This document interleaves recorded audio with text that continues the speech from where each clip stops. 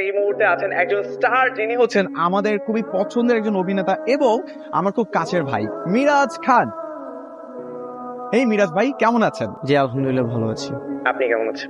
আলহামদুলিল্লাহ, আমিও ভীষণ রকম ভালো আছি। মিরাজ ভাই, জানেন তো আমাদের এই শোটাতে একটা রুলস আছে, সেটা হচ্ছে গিয়ে এখানে শ্রোতারা কল করবে আর সেই কল আমরা কোনোভাবেই কাটতে পারবো না যতক্ষণ পর্যন্ত না তারা না চাই। মনে হচ্ছে কিছু একটা ঘটতে যাচ্ছে।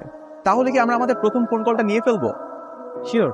হ্যালো, কে আছেন? কোন জায়গা থেকে আছেন? এই শোতে তো লিসেনারদের কল কাটা হয় না, তাই না? জি আপু, আপনি একদমই ঠিক বলেছেন।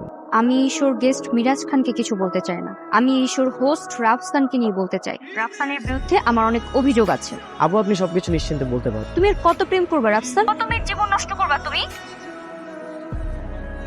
আচ্ছা আপু, আপনি এত সবকিছু কিভাবে জানেন? কারণ সে আমাকেও ধোকা দিয়েছে, আমার সাথে প্রেম করেছে, এরপর যখন জানতে পেরেছে আমি গরিব ঘরের মেয়ে, তারপর আমাকে ধোকা দিয়ে চলে গেছে।